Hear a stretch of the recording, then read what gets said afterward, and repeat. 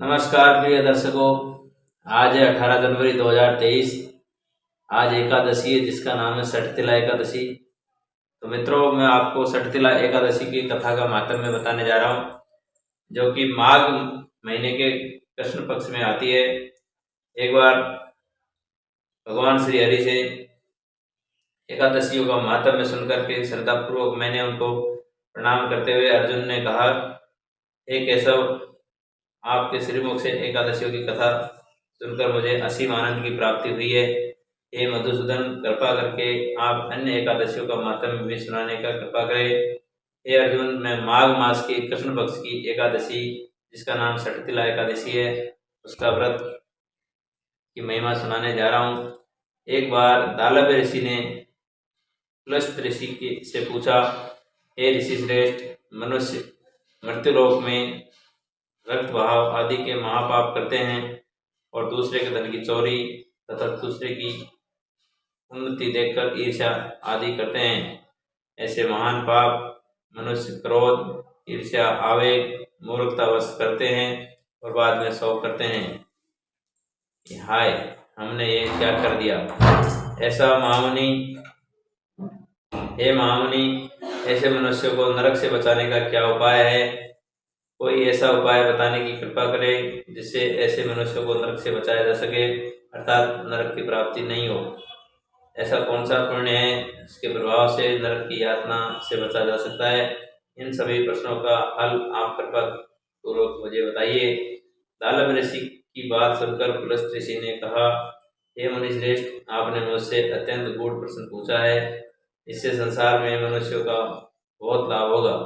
जिस रहस्य को इंद्र आदि देवता भी नहीं जानते हैं, वह रहस्य मैं आपको अवश्य ही बताऊंगा।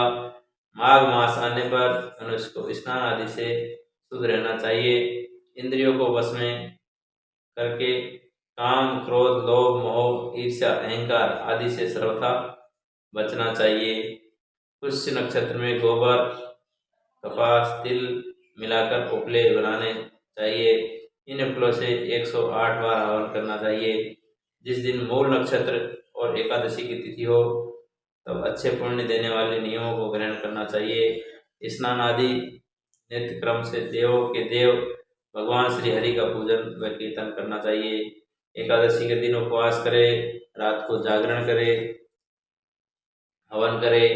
उसके दूसरे दिन धूप दीप नैवेद्य से भगवान श्री हरि की पूजा अर्चना करे तथा खिचड़ी का भोग लगाए।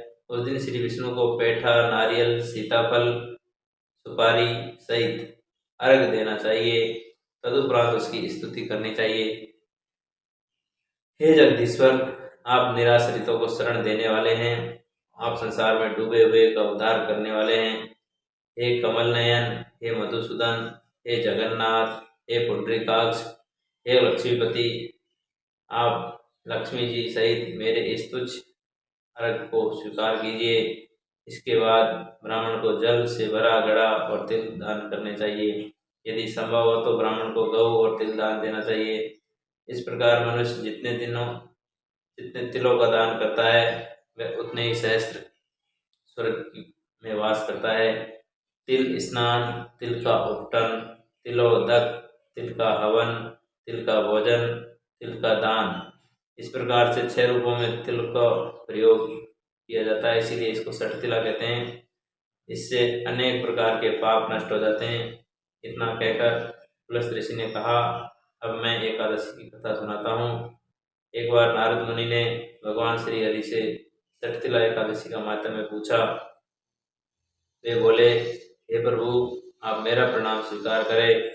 सठतिला एकादशी के उपवास का क्या पुण्य है, उसकी क्या कथा है, आप कृपा करके मुझे कहिए।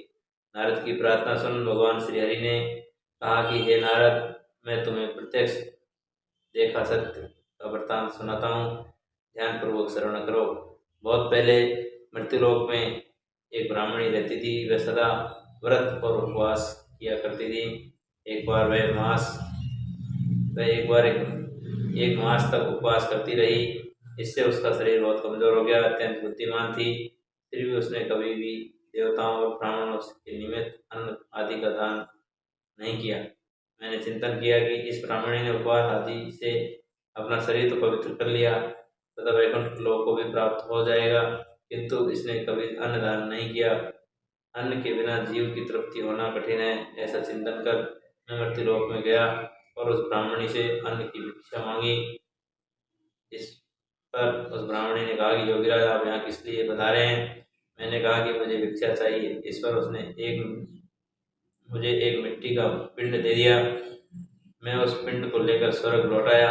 कुछ समय व्यतीत होने पर वह ब्राह्मणी शरीर त्याग कर स्वर्ग आई। मिट्टी के पिंड के प्रभाव से उसे उस जगह एक आम का वृक्ष सहित घर मिला, किंतु उसने उस घर में अन्य वस्तुओं को खाली पाया। वह घबराई हुई मेरे पास आई और बोली, हे प्रभु, मैंने अनेक व्रत आदि से आपका भोजन किया है, किंतु फिर भी मेरा घर वस्तुओं से रिक्त है। इसका क्या कारण है? मैंने कहा, तुम अपने घर जाओ और जब देव स्त्रियां तुम्हें देखने आए तब तुम उन्हें षटतिला एकादशी व्रत का मातम तथा उसका विधान पूछना। जब तक वह नहीं बताए तब तक द्वार नहीं खोलना।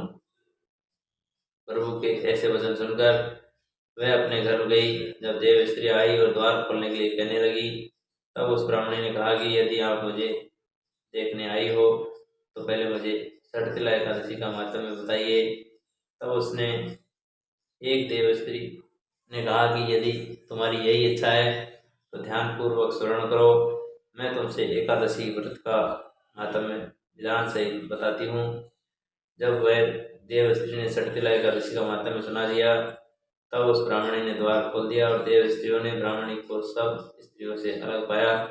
उस ब्राह्मणी ने भी देव स्त्रियों के कहे अनुसार षटतिला एकादशी का उपवास किया। उसके प्रभाव से उसका घर धन धान्य से भर गया। अतः ये पार्थ, मनुष्यों को अज्ञान को त्याग कर षटतिला एकादशी का उपवास करना चाहिए। इस एकादशी व्रत को करने वाले जन्म जन्म की निरोगता प्राप्त हो जाती है।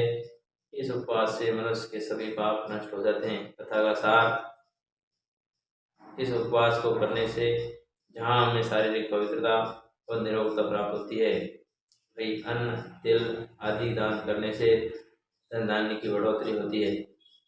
इससे यह सिद्ध होता है कि मनुष्य जो और जैसा दान करता है, शरीर त्यागने के बाद उसे फल भी वैसा ही प्राप्त होता है। अतः धार्मिक कृत्यों के साथ साथ हमें दान अवश्य करना चाहिए।